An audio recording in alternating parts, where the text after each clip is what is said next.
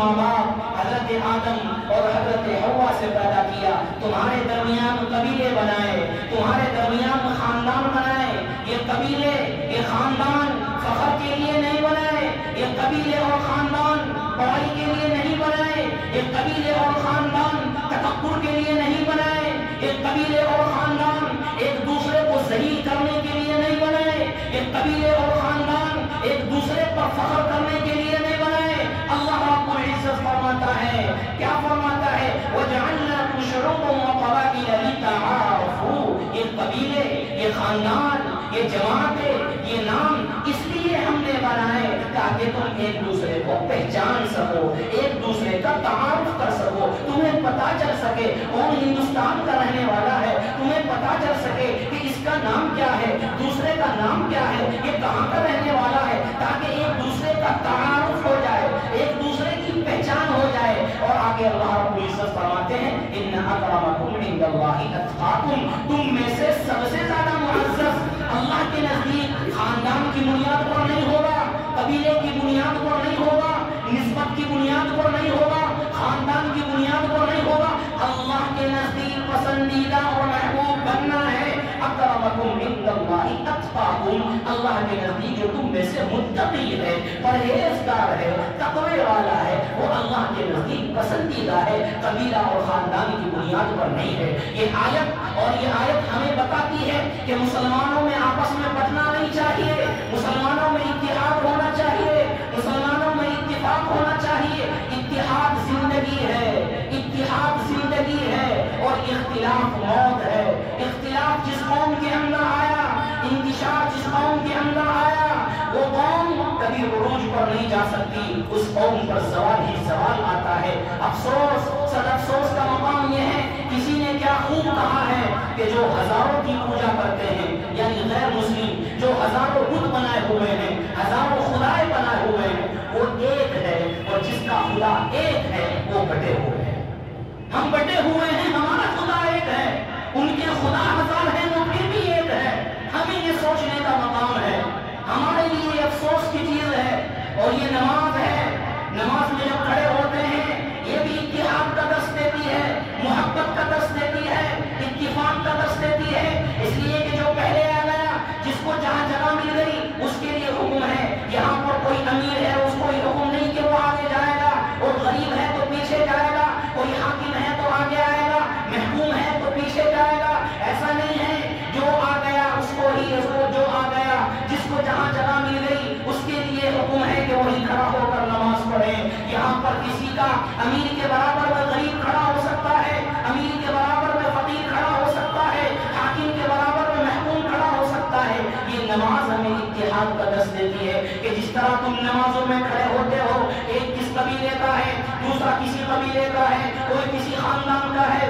کوئی کسی خاندان کا ہے، کوئی امیر ہے، کوئی غریب ہے، کوئی فقیر ہے، لہذا لیکن سب کے اندر جب کھڑے ہوتے ہیں تو ایک ساتھ کھڑے ہوتے ہیں، ایک ہی صف میں کھڑے ہو گئے، محمود و ایاز، نہ کوئی بندہ رہا نہ کوئی بندہ نواز۔ یہ ہمیں اتحاد کا درس دیتی ہے، محبت کا درس دیتی ہے۔ نماز کے ذریعے اللہ نے بتایا، اے مسلمانوں، جس طرح تم نماز میں اتحاد کے ساتھ کھڑے ہوتے ہو، تم یہ نہیں دیکھتے کہ میرے برابر میں امیر ہے، تم یہ نہیں دیکھتے میرے برابر میں کوئی حاکم ہے، تم یہ نہیں دیکھتے میرے برابر میں، ہاں تم یہ دیکھتے ہو کہ میرے برابر میں مسلمان ہے، تم یہ دیکھتے ہو میرے برابر میں مومن ہے، تم نماز پڑھنے کے لیے کھڑے ہو جاتے ہو۔ جب نماز میں تم مسلمان دیکھتے ہو تو باہر جانے کے بعد تمہارے اندر سے یہ چیز ختم کیوں ہو جاتی ہے؟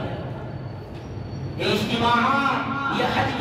حج کے اندر لاکھوں کا مجمع، یہ تمام چیزیں ہمیں جو ہے اتحاد کا درس دیتی ہے۔ ہمیں حج کے موقع پر، اجتماعات کے موقع پر، نمازوں کے موقع پر اتحاد دیکھنے کو ملتا ہے، لیکن وہی قوم جب یہاں سے چلی جاتی ہے تو اتحاد ختم ہو جاتا ہے، ایک دوسرے کو لڑائی اور جھگڑے کے اوپر بھی چلے جاتے ہیں۔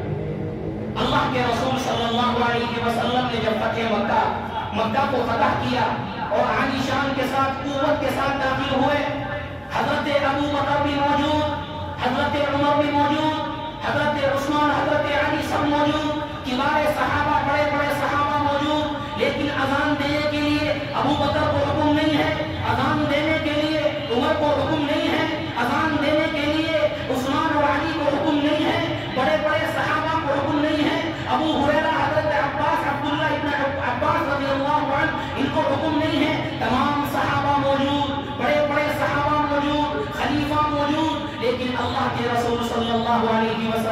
اذان کے لیے کس کو حکم کرتے ہیں؟ حضرت بلال۔ کون حضرت بلال؟ جو رہنے والے بھی عرب کے نہیں تھے، جو حبشہ سے آئے ہوئے تھے، حبشہ سے آئے ہوئے تھے، جن کا رنگ بھی کالا تھا، جو رنگ کے اعتبار سے بھی کالے تھے، جو ایک غلام تھے۔ حضرت ابو بکر نے ان کو خریدا تھا،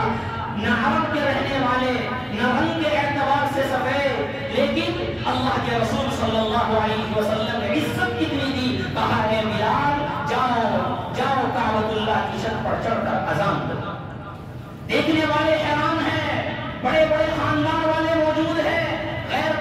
قریش کے لوگ جو اپنے آپ کو اعلیٰ سمجھتے تھے وہ اندر اندر پڑھنے لگ گئے اور اندر تعصب کرنے لگ گئے، جب تک ان کو اسلام نہیں لائے تھے وہ، لیکن سوچنے لگ گئے کہ یہ تو عرب کا رہنے والا بھی نہیں ہے، اس کا رنگ بھی کالا ہے، سفید بھی نہیں ہے،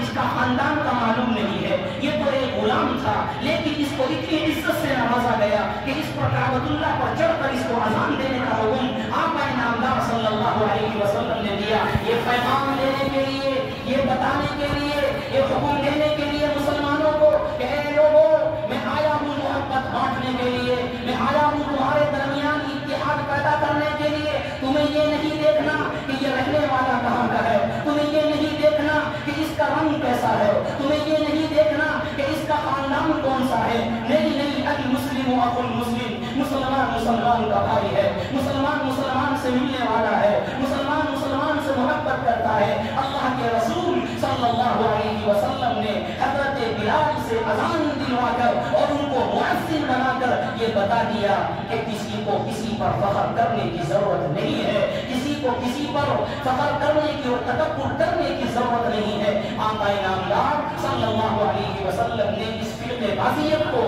اور اس اختلاف کو ختم کر کر اتحاد کا پیغام دیا۔ یہ اتحاد کا پیغام اللہ کے رسول صلی اللہ علیہ وسلم نے ہمیں دیا۔ یہی نہیں، اسلام لانے سے پہلے اوس اور خزرج، آپ نے نام سنا ہوگا، دو قبیلے تھے، بڑے مشہور قبیلے، آپس میں ہمیشہ ان کی لڑائی رہا کرتی تھی، جنگ رہا کرتی تھی، لیکن اسلام لانے کے بعد اللہ کے رسول صلی اللہ علیہ وسلم نے حکم کیا لڑائی کو ختم کرو، جھگڑے کو ختم کرو، اب تم ایمان لے کر آئے ہو اور ایمان کے اندر سب بھائی بھائی ہے، لہذا تمہاری آپس میں یہ عصبیت اور تمہاری آپس میں یہ خاندان کی بڑائی اور یہ تکبرانہ چیز، اس کو ختم کرو، آپس میں بھائی بھائی بن جاؤ۔ وہ جو ایک دوسرے کی جان کے دشمن بنے ہوئے تھے، اسلام لانے کے بعد، ایمان لانے کے بعد اللہ کے رسول صلی اللہ علیہ وسلم کے حکم کے مطابق وہ آپس میں بھائی بھائی بن گئے، وہ آپس میں محبت والے بن گئے، ان کے درمیان محبت پیدا ہو گئی۔ یہی نہیں، جب اللہ کے رسول صلی اللہ علیہ وسلم مکہ سے ہجرت کر کے مدینہ گئے تو انصار اپنا نعرہ لگاتے تھے اور مہاجر اپنا نعرہ لگاتے تھے۔ مہاجر سوچتے تھے ہم آنا ہے، ہم نے ہجرت کی ہے، انصار سوچتے تھے ہم آنا ہے کہ ہم اللہ کے رسول صلی اللہ علیہ وسلم کے ساتھ مدد کرنے والے ہیں۔ اللہ کے رسول صلی اللہ علیہ وسلم نے ہجرت کرنے کے بعد دونوں کو بلا کر کہا اپنا نعرہ چھوڑ دو، مہاجر اور انصار کا نعرہ چھوڑ دو، یہ بدبودار، یہ خراب نعرہ ہے، یہ غلط نعرہ ہے، تمہارا نعرہ لا الہ الا اللہ ہے، تمہارا نعرہ محمد رسول اللہ ہے، تمہارا نعرہ لا الہ الا اللہ کے علاوہ کوئی نہیں ہے۔ تم چاہے مہاجر ہو، تم چاہے انصار ہو، اللہ کے نزدیک اپنا ان کا مقام ہے اپنی جگہ، لیکن جب تم دنیا کے اندر رہ رہے ہو تم آپس میں بھائی چارگی کے ساتھ رہو، محبت کے ساتھ رہو، پیغام اور محبت اور بھائی چارگی کے ساتھ رہو۔ آج ہم ایک دوسرے کے دشمن بنے ہوئے ہیں۔ آج اگر ہم کہیں جاتے ہیں اور دوسرے کی فرقے کی مسجد ہمیں نظر آ جاتی ہے، ہم جماعت کو چھوڑنے پر مجبور ہو جاتے ہیں، لیکن جماعت کے ساتھ نماز پڑھنے کو تیار نہیں ہوتے۔ کیا یہ اسلام ہے؟ اسلام ہمیں یہ سکھاتا ہے؟ علماء نے خود لکھا ہے